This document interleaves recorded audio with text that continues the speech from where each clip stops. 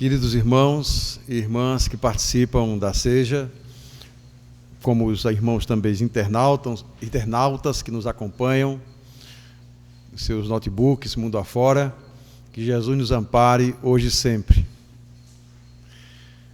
Os evangelhos, ou especificamente o evangelho de Marcos, à altura do capítulo 4, versículo 39, relata que em determinada oportunidade Jesus estava sonolento num barco de pesca dos apóstolos e em pleno mar da Galileia, no lago de Genezaré, teria surgido um movimento revolto que tornou toda aquela água crespa e, mais do que isso, ondas, o que é bastante incomum naquela região. E os discípulos se desesperaram a ponto de um deles tomar a iniciativa de acordar o próprio Jesus. O mestre, despertando, segundo o texto evangélico, diz para as ondas: silencia. Algumas traduções: acalma-te, cala-te. E as ondas se acalmaram e, a partir de então, uma fase de bonança se inicia e o mestre aproveita para repreender a pouca fé dos seus companheiros. Muitas vezes nós ficamos na mera leitura do texto, das letras, e não percebemos que este episódio pode estar traduzindo a nossa realidade psicológica, a nossa condição comum. Porque trazemos no peito o próprio Jesus, estamos ao seu lado, no entanto, as paixões, as inquietações, as preocupações, as tormentas íntimas se assemelham àquelas ondas revoltas e esquecemos da companhia essencial e nos impressionamos muito mais com essas ameaças. Não são ameaças de fora, são ameaças de dentro. Por isso, esta passagem pode perfeitamente traduzir a dinâmica que todos nós sofremos, sobretudo nesses dias em que se elege o barulho, a inquietação, a perturbação com cidadania. Muitas vezes as pessoas vão para templos religiosos para serem submetidas a verdadeiras sessões de distonia, de perturbação de ordem acústica e voltam desequilibradas para os seus lares, para a sociedade, para os seus trabalhos, porque o volume de decibéis é tamanho para aquele ambiente que qualquer indivíduo sai insano, sai doente, precisando de um tratamento ou muito tenso, por força do excesso e da intensidade dos estímulos. Quando a tradição ou as tradições religiosas recomendam a contrição, a quietude, a tranquilidade, sobretudo nos templos. Os templos, por excelência, devem ser espaços de silêncio. Daí porque nós temos recomendado constantemente para que todos contribuam em chegando a esse salão simples com o silêncio. Evitar as conversas, evitar qualquer coisa que afete este bem comum que é o silêncio. E o silêncio não é meu nem de ninguém em particular, o silêncio é de todos. Às vezes desconhecemos as dores da alma que cada um carrega e quanto se sentem tranquilos ou no refrigério deste ambiente. As pessoas passam o dia inteiro expostas a muitos estímulos diversos, acústicos, visuais, e aqui nas paredes nuas da Seja ou de outro templo qualquer, elas têm exatamente esse recanto seguro, este espaço que representaria de algum modo como que um pequeno paraíso de refazimento de forças. O espírito Joana de Ângeles, sabe o que é, na sequência da sua obra, vem recomendando aqui e acolá que todos nós prestemos atenção ao que ela chama na sua última obra Liberta-te do Mal, psicografada por Divaldo Franco, como tempo mental. Mas, um pouco antes, na sua obra, o seu manual Vida Feliz, também psicografado por Divaldo Franco, ela nos chama a atenção para a importância daquilo que ela intitula de silêncio interior. Ora, já há uma necessidade de começarmos a nos darmos o direito de vivenciarmos o silêncio exterior. Vivemos numa sociedade bastante barulhenta. São muitas as fontes sonoras que compromete o equilíbrio.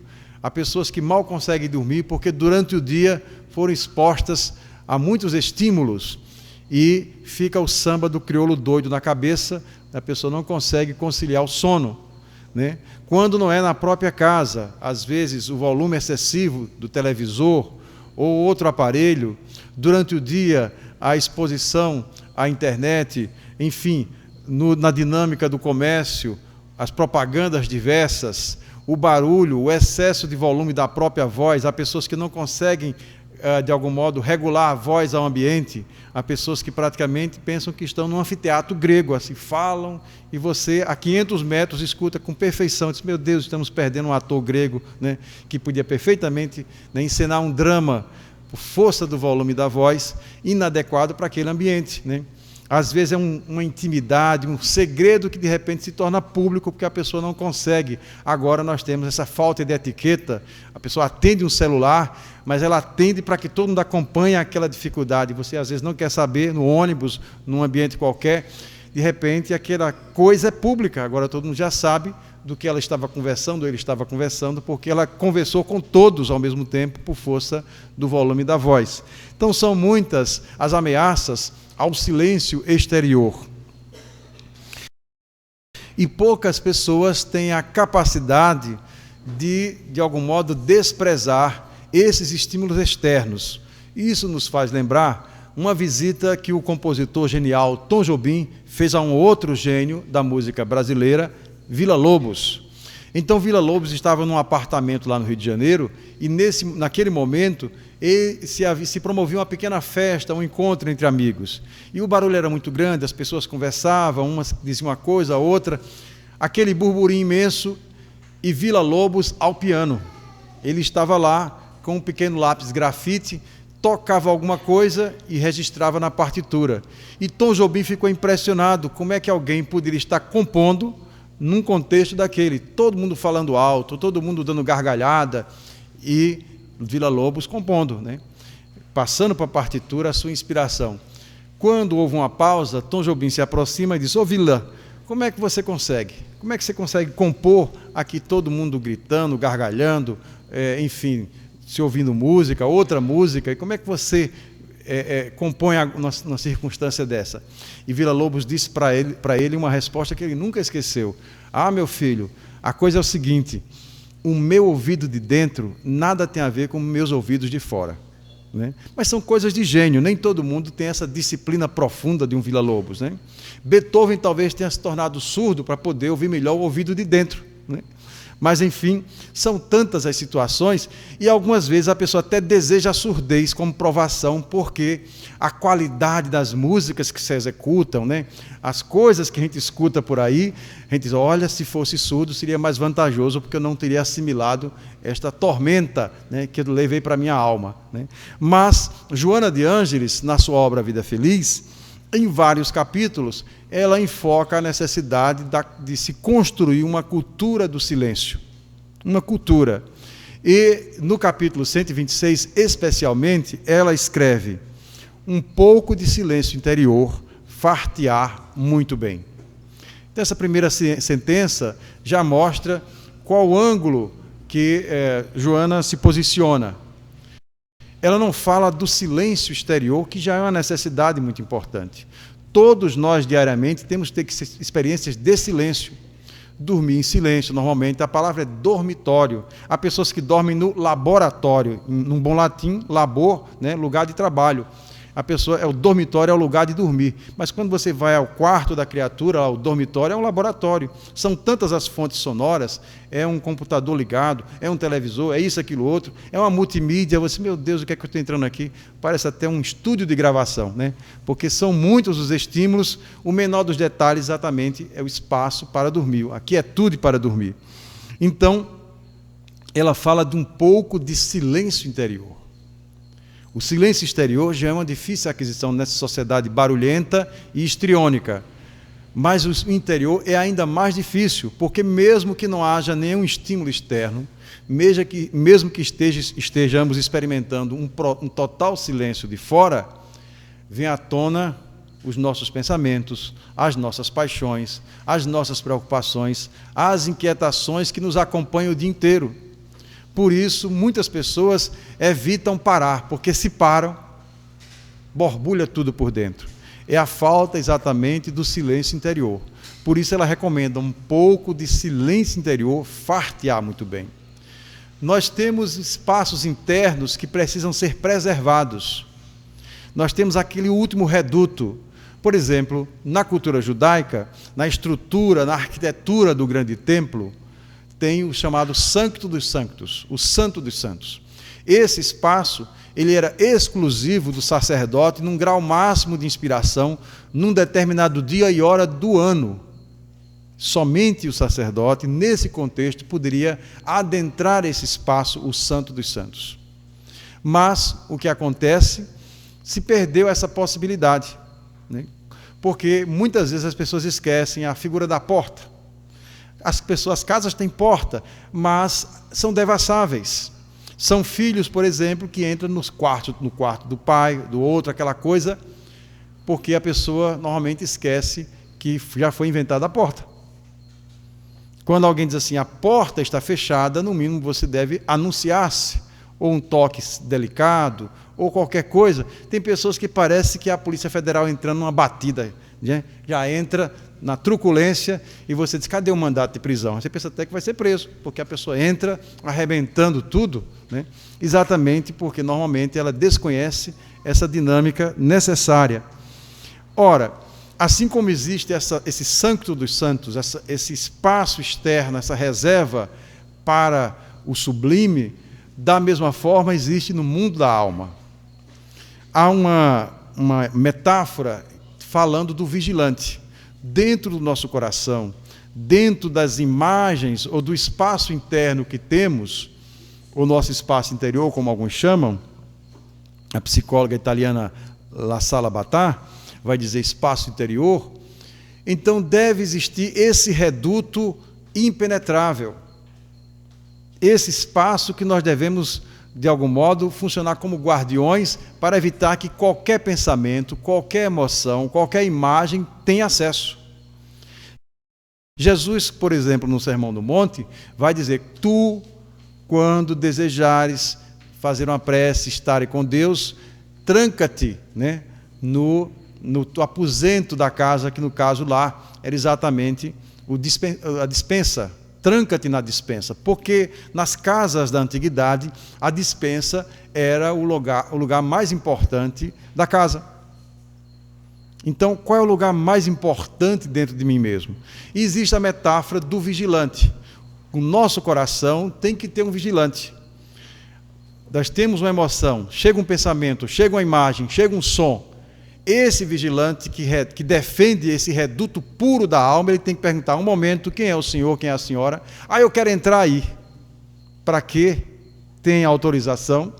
Então, se a gente permite que no espaço mais delicado, mais sagrado de nós, na última reserva, entre qualquer pensamento, qualquer emoção, depois não, de algum modo, reclamemos da dificuldade de concentração mental, das inquietações diversas, porque no momento que precisarmos nos recolhermos, de algum modo imaginarmos um ambiente ou termos um contato mais profundo com a nossa realidade espiritual, esse ambiente já estará devassado, já estará dominado por imagens perturbadoras, por informações que nos atormentam, por emoções que nos desequilibram.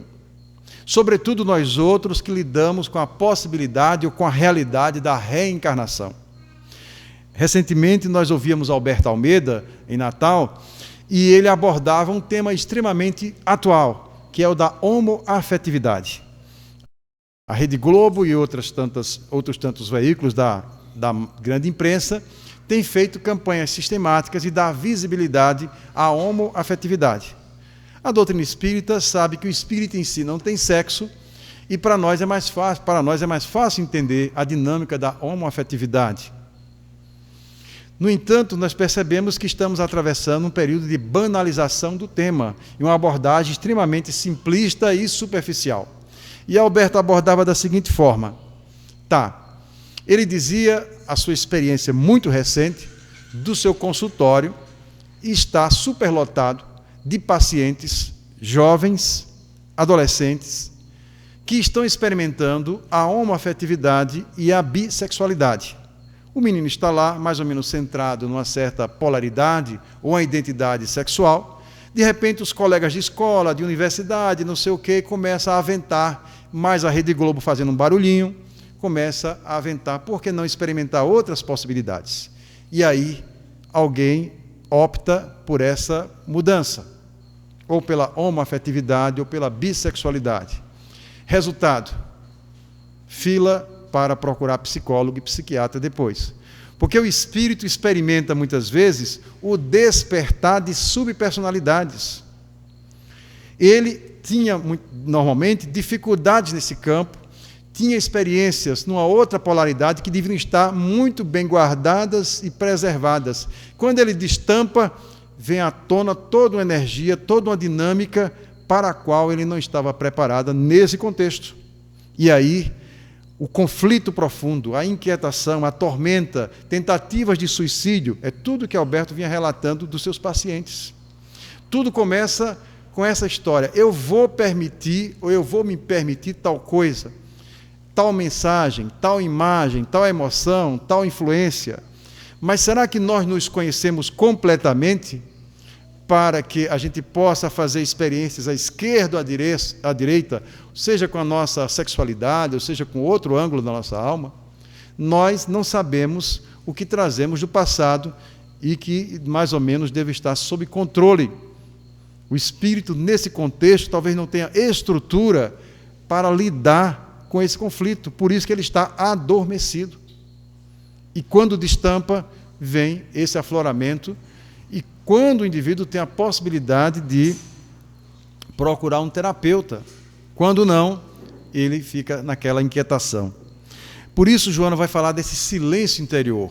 Então, a gente pode, mais ou menos, espacializar essa ideia. É como se fosse, de fato, um paraíso interno, que nos dias de tormenta, nas dificuldades, ou nos momentos em que desejamos sentir mais intensamente as forças divinas, ou nos conhecermos e nos visitarmos no que temos de melhor, nas nossas reservas de amorosidade, aí nós devemos migrar para esse ambiente. E este ambiente é um espaço sagrado, portanto, não é qualquer pensamento, não é qualquer emoção, não é qualquer imagem que deva penetrar aí. Daí essa ideia muito feliz de termos no nosso coração uma espécie de vigilante. E esse vigilante ser rigoroso, não permitindo que certas coisas façam morada nesse espaço que é a nossa última reserva moral, a nossa última reserva espiritual. O filósofo Epicuro, ele se destacou pela sua contribuição quanto ao problema da felicidade. Ora, todos nós sofremos e as pessoas associam o sofrimento à infelicidade. No entanto, Epicuro dizia que seria possível ser feliz mesmo sofrendo. Ele dizia assim: nós precisamos escolher um jardim, daí porque era considerado o filósofo do jardim, porque a sua providência primeira, quando migrou para Atenas, foi adquirir uma propriedade, e nessa propriedade ali se construir, se estabelecer um grande jardim. Ele filosofava no jardim, os seus discípulos ali também filosofavam nesse espaço diferenciado. Mas Epicuro ensinava a todos a construir o jardim interno. Porque naquele dia, naquela circunstância, haveria um favorecimento, uma circunstância permitia que fossem para o jardim externo. E se alguém fosse preso, e se alguém estivesse em fome, e se alguém estivesse exilado, impedido de usufruir um espaço agradável como um jardim. Então Epicuro lembrava: há dentro de cada um de nós um jardim. Então, quando as dores se fizerem mais cruentas, que cada um migre para o seu jardim e ali se estabeleça. Isso de um filósofo que alguns até consideram materialista. Então, essa ideia é muito feliz. Nós precisamos efetivamente ter o nosso espaço interior sagrado. Daí porque Joana de Ângeles nos adverte para um pouco de silêncio interior, fartear muito bem. Porque o barulho, a inquietação externa e interna já nos faz um mal imenso. Quantas pessoas hoje estão experimentando a neurastenia? Basta ver aí o volume de doenças nervosas que estão ganhando terreno. As pessoas estão se inquietando quando deveriam estar experimentando agora um momento de maturidade espiritual, de mais saúde mental. O indivíduo está bem, de repente vai assistir um filme perturbador, um filme de terror, um filme que envolva emoções primitivas, ou do excesso de excitação, ou do excesso de medo, ou o excesso de violência, né, que faz o indivíduo voltar à barbárie. Então ali, quem está assistindo aquele filme com ele? Não pode ser São Francisco de Assis e Bezerra de Menezes, que desceram dos seus planos mais altos para assistir Rambo não sei das quantas, né? Aquela truculência toda.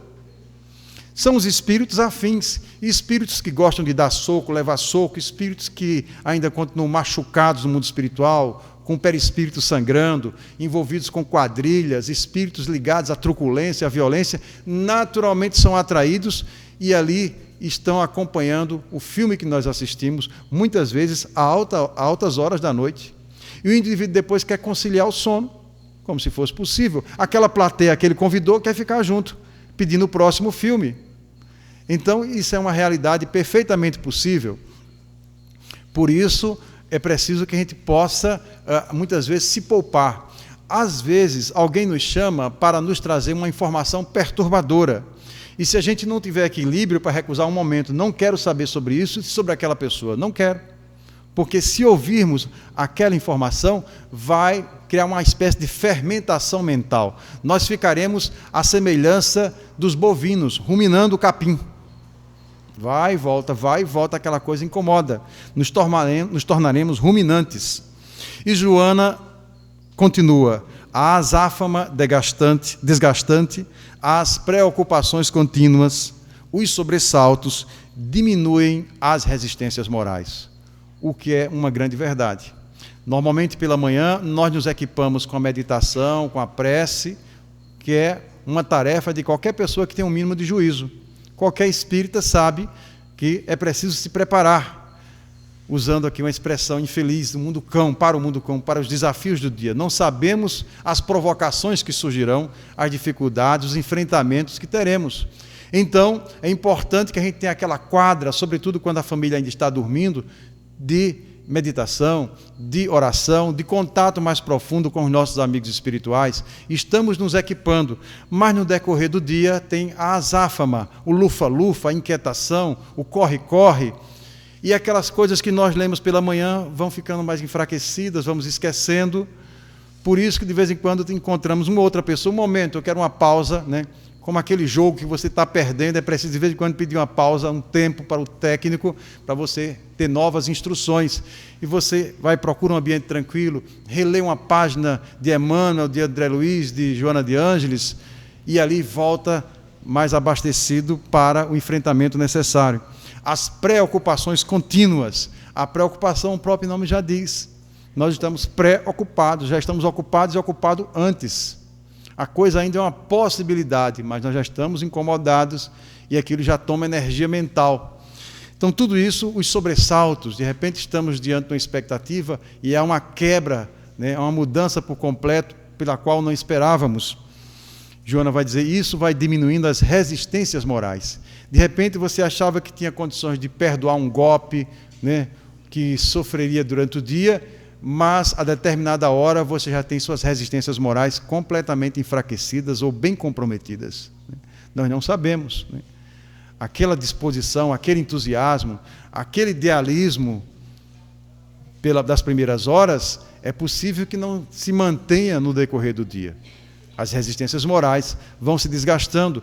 Nós estamos encarnados, para os que estão encarnados, porque há espíritos nos escutando aqui, nós estamos encarnados. E estamos expostos às mesmas leis fisiológicas e psicológicas de todos.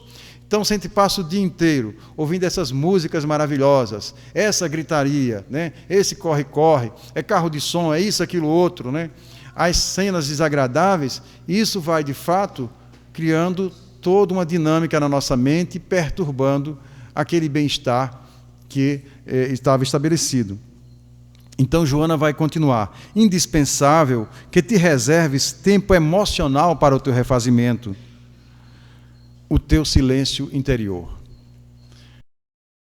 Ora, nem Jesus dispensou essa alternativa. De vez em quando ele se recolhia num barco, ele se ausentava da multidão para poder ter seus solilóquios, seus momentos de solidão e de profunda intimidade com Deus. Nem Jesus.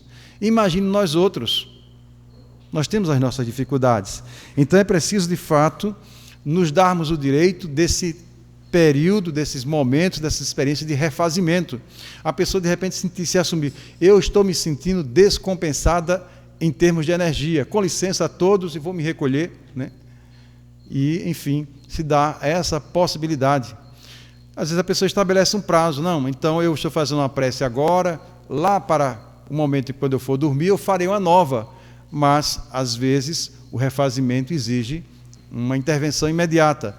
Ou a qualidade também desses momentos da prece. É uma prece acelerada? É uma prece de ansioso? Que a prece de ansioso é um caso sério. Nem Jesus acompanha, que ele é tão acelerado que... Senhor Jesus...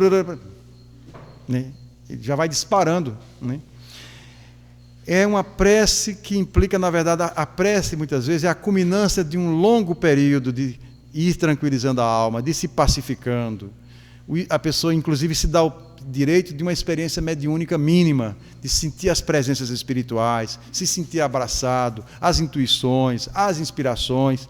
Aí, naquele bem-estar que ele começa a sentir, ele culmina isso com a prece, normalmente com a prece de gratidão. Já não tem mais nem o que pedir, está tão bem que ele só resta agradecer. Então é preciso essas atitudes que levam ao refazimento e o silêncio interior. E Joana vai dizer, ora sem palavras e acalma-te, deixando as ideias fluírem com espontaneidade, recompondo as paisagens emocional e nervosa, a fim de prosseguires na luta. Todo dia na Terra é um dia de luta. Não nos envergonhemos disso. Estamos reencarnados exatamente para essa luta, batalha diária. Não há nenhum problema nisso, né? E o grande desafio, a primeira grande batalha é consigo mesmo. Nós temos muitos problemas, nós somos ameaça a nós mesmos. Então, se nós fizermos um inventário honesto nas nossas dificuldades de crescimento, identificaremos, eu estou mais orgulhoso aqui, eu estou mais egoísta ali. A gente vai pontuando e percebendo, eu não estou avançando tanto nesse ponto, enfim. Então é preciso ter esse conhecimento profundo. E vai, de fato, criando-se também na dinâmica do dia uma espécie de tensão nervosa, de tensão emocional, uma retenção de energia. Há certos bloqueios, os espíritos até querem nos inspirar, mas não encontram um espaço mental favorável, porque a nossa mente já está extremamente acelerada, muitas vezes só desacelera à base da medicação tarja preta, né? Medicação lá recomendada pelo psiquiatra, que tem esse poder de desacelerar o pensamento, né? Então, o orar sem palavras é outra coisa importante. Nós nos acostumamos à oração discurso, a oração discursiva, é um texto. Então, a gente tem lá o vocativo, né? A gente tem aquela coisa, em cada ponta, a pessoa até imagina o texto, com a pontuação e tudo.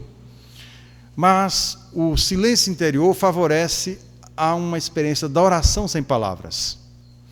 A oração, como os espíritos preveem, pode ser de gratidão, pode ser de júbilo, pode ser de reverência ao Criador, né?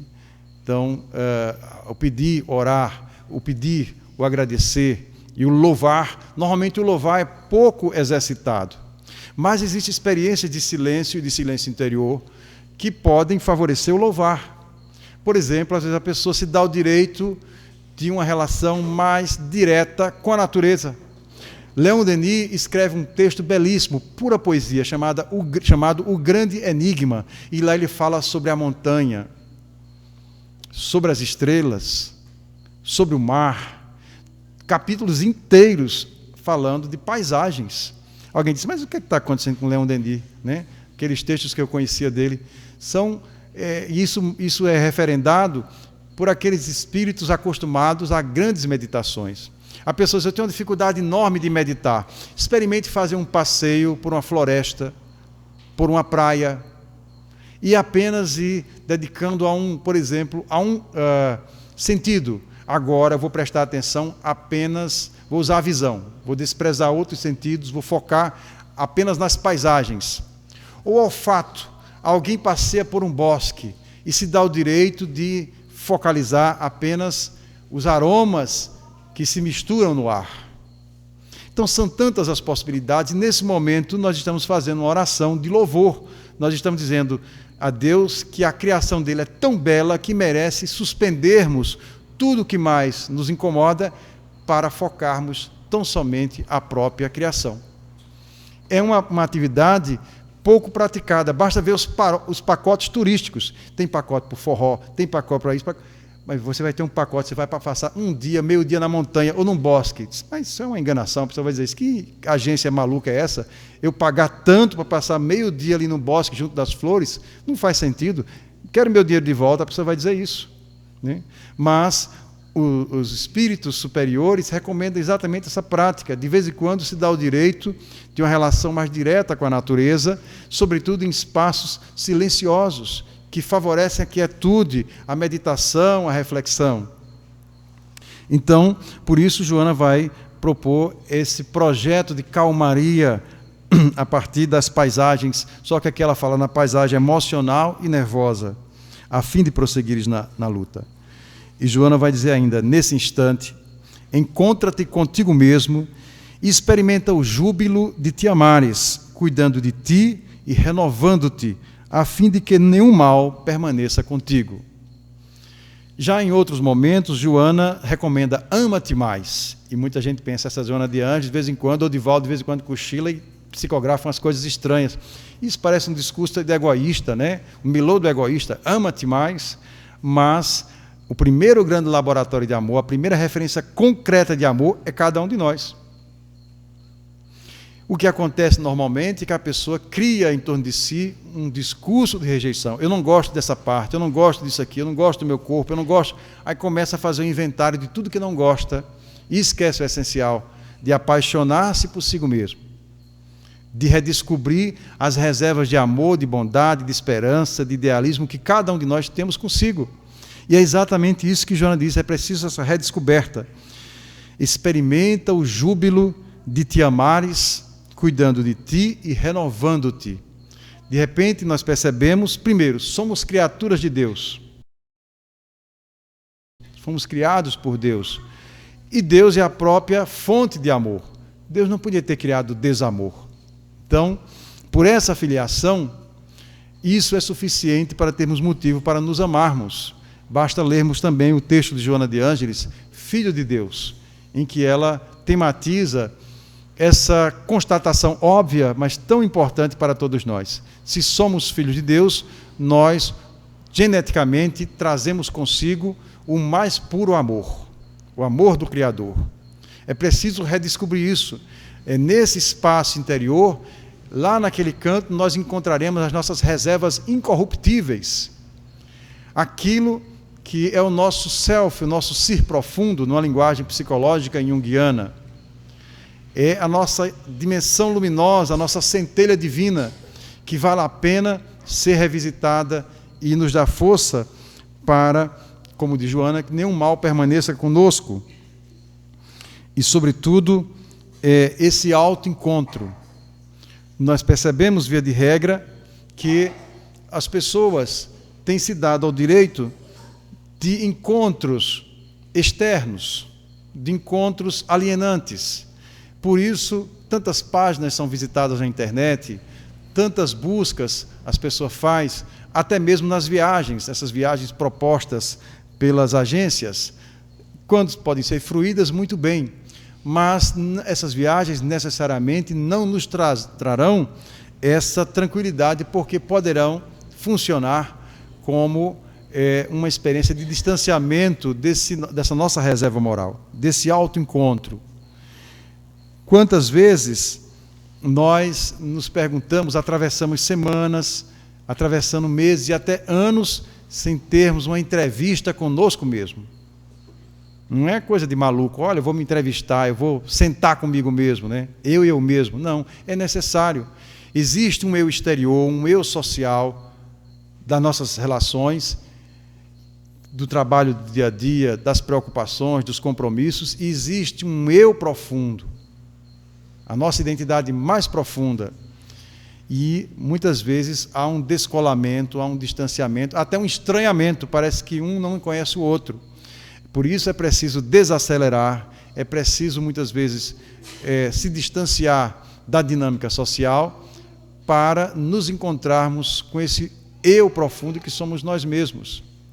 É aí que nós encontraremos a nossa identidade, que tem a ver não somente com essa existência, mas com todas as vidas que tivemos. É aí que nós até recuperaremos emoções, imagens, vivências que tivemos não neste plano físico, não em outras reencarnações, mas até na vida espiritual. Recentemente fomos procurados por um amigo para nos relatar uma experiência de um sonho recorrente desde a infância. Ele nos confidenciava que esta semana atravessou um dia muito perturbador. E, por coincidência, à noite, por alguma razão, ele teve esse sonho recorrente que o acompanha desde a infância mais tenra. O sonho é um espaço urbano. Ele percebe prédios, mas nesse espaço ele circula com total paz, é como se fosse um reduto de paz. Ele reconhece a arquitetura, ele reconhece as características dessa rua, uma curva, ele diz claramente, como se fosse capaz de desenhar, detalhe por detalhe. E ele queria entender por que tem esse sonho que vai e volta, basicamente a mesma coisa. E o que impressiona é que toda vez que ele sonha isso, ele volta extremamente pacificado. Em paz consigo mesmo, em paz com o mundo, em paz com todos. E normalmente ele começou a atentar quando dizíamos, mas quando é que você sonha? Sobretudo a partir da experiência desta semana, quando ele teve um período de tormenta, e aí à noite é compensado com esse sonho desse espaço. Então ele entendeu que os amigos espirituais, como uma oferta, como uma compensação para um dia difícil, para uma humilhação, para um sofrimento, para uma dificuldade e outra, permitiam que à noite ele tivesse um afloramento de uma memória, de uma fase, numa determinada existência em que ele foi profundamente feliz e que, por uma questão que nós somos muito vinculados à matéria, ele guardava exatamente a paisagem, a ambiência, o espaço. Então, quando ele sonha com aquelas construções, com aquela curva, com aquela rua, ele imediatamente chega até a ver as pessoas, chega até a se reconhecer. O detalhe é exatamente esse. Sempre que passo por um grande sofrimento, sem provocar, quando menos espero, eu sonho com tal espaço e volto infinitamente melhor. Que experiência interessante, porque é aí que nós percebemos, o mundo espiritual, na sua generosidade, permite que ele tenha acesso a essa memória. Não é uma experiência atormentadora, muito pelo contrário. Porque existe um princípio para a teoria da memória na perspectiva espírita. Porque nós recordamos algumas coisas e outras não. Mesmo aqueles que não fazem regressão de memória, tem um afloramento de episódios. Quando nós atravessamos uma vivência e carregamos essa mesma vivência com muita emoção, de uma forma positiva ou negativa, a tendência é ela ser registrada de forma muito forte. E isso, inclusive, você ter um afloramento, né, uma elevação dessa memória, ela escapar nas existências seguintes. Então, tem pessoas que têm experiências traumáticas e, a depender da emoção que vivem durante o dia, pode vir à tona uma memória que as inquieta. Há outras, pelo contrário, como esse nosso amigo, vai viver exatamente o contrário, ou seja, uma experiência agradável, agradabilíssima, é uma espécie do sagrado dele, né? Um espaço feliz em que aquela paisagem, né? Aquela ambiência, aquela moldura, lhe repete, você já foi feliz e poderá continuar a sê-lo. Como se a pessoa não devesse desistir. não se perturbasse com os golpes sofridos naquele dia, por exemplo. Ora, se nós tivemos um episódio feliz, a tendência daqui para diante, nessa existência e nas próximas, é construirmos muitas memórias felizes. E isso implicar em reencarnações cada vez mais leves e, inclusive, termos o direito, termos a autorização de recordarmos de muito mais coisas, porque serão memórias felizes e agradáveis, que não vão nos perturbar absolutamente. Então, que fiquemos atentos a essa sábia recomendação do Espírito Joana de Ângeles para cultivarmos esse silêncio interior. Ela fala de um pouco de silêncio interior, fartear muito bem. Muitas vezes nós somos exigentes demais e queremos um muito enorme, uma tonelada de silêncio interior. Um pouco já faz uma grande diferença, um pouco, um pouquinho, né? Uma coisa até de um exercício de humildade. A pessoa diz assim, ou é 100% ou nada, quando é próprio da vida a aquisição passo a passo. Então, um pouco já faz uma grande diferença, sobretudo nesses dias em que as pessoas estão um tanto atarantadas, né? Um tanto inquietadas, e ficam revivendo aquele velho mito grego de Sísifo, de rolar uma pedra durante o dia, e ficar rolando para lá e para cá, para lá e para cá. É a repetição, é o mesmismo. E a gente tem que ficar vigilante. Será que eu não estou nessa grande onda social, fazendo a mesma coisa que todo mundo está fazendo? E aquela coisa, se eu não fizer, eu vou me sentir menor. Quando isso pode ser um velho mito. Um mito da repetição que não leva à novidade. É preciso que a gente possa, efetivamente, construir essa inclinação de se valorizar no sentido de buscar nossas velhas reservas e constantes reservas de bondade, de amorosidade, de sonho. Está faltando exatamente nos dias de hoje, sobretudo aqueles que sentem as provações, do encantamento e do reencantamento. Da pessoa dizer para si mesmo, vale a pena continuar encarnado. Vale a pena valorizar cada minuto, cada instante, cada pensamento, cada desafio existencial. Porque somos amados, somos queridos pelos benfeitores e temos dentro de nós, como disse, esses espaços que, se forem descobertos, poderão ser dilatados. Nós abrimos uma primeira porta, mas não sabemos as outras que se abrirão. Por isso, a conclamação de Joana de Ângeles, de Leon Denis, não somente lá em O Grande Enigma, quando nos apela para a experiência estética com a natureza, mas também dele no Problema do Ser e do Destino da Dor, quando ele discute o pensamento e a reforma do ser, para que as pessoas aproveitem da melhor forma as chamadas horas tranquilas, as horas mortas, as horas silenciosas, quando a própria cidade já está cansada de suas loucuras. Então, é o momento de aproveitarmos. Por que não a leitura? Por que não uma prece? Por que não se entregar, por exemplo, a uma música sublime que nos desperta as fibras mais profundas da alma? São experiências simples, praticamente gratuitas, e que estão à nossa disposição. E, conforme a mediunidade permita, com o tempo, nós poderemos experimentar algo mais belo. Quando nós lemos nosso lar, por exemplo, tem um bosque da música, né? Muitas pessoas ficam até com inveja. Se eu fosse um desencarnado, estivesse ali na condição de André Luiz, eu jamais sairia daquele bosque da música, né? Aquela coisa, e quando a pessoa vê o filme, né? Aquele lago, as pessoas namorando em torno, ou conversando de forma despreocupada, né? Se assemelha muito ao Parque do Povo aqui, mas enfim, né? São coisas, né? São duas arquiteturas completamente distintas, né? É o bosque da música, né? É a tranquilidade.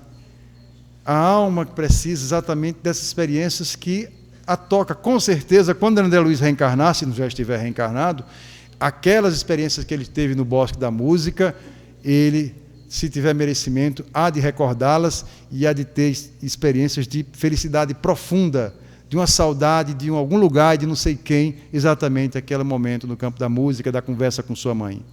Que, portanto, todos nós possamos nos permitir a essa construção do silêncio interior e contribuamos também com o silêncio exterior para, efetivamente, termos uma experiência espiritual mais profunda e, de algum modo, imitarmos Jesus quando, percebendo aquelas águas revoltas, ele propõe ao mar da Galileia silêncio. Era preciso agora o silêncio. As águas revoltas do coração ameaçam qualquer barco, qualquer projeto reencarnatório. Então é preciso que a gente chame o Cristo interno e com muita autoridade que ele possa estabelecer silêncio, a calmaria, a tranquilidade, porque é isso efetivamente que nós mais precisamos nessa quadra da atual existência. Que Jesus nos ampare hoje e sempre.